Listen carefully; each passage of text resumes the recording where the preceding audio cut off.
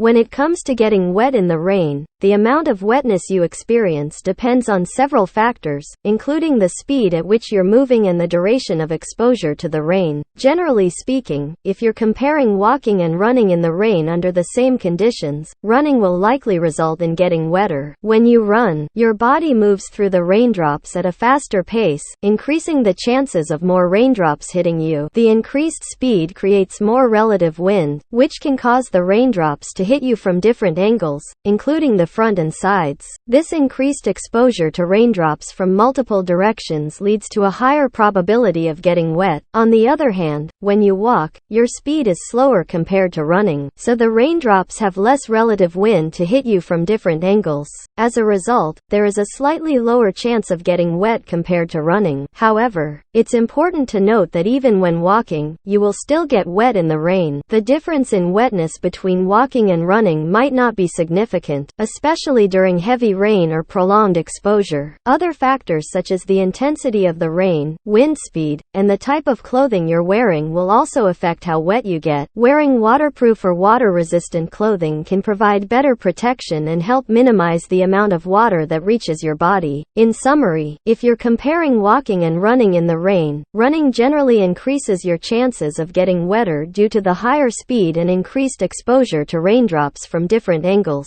However, the exact degree of wetness will depend on various factors, and it's always a good idea to wear appropriate rain gear to stay as dry as possible.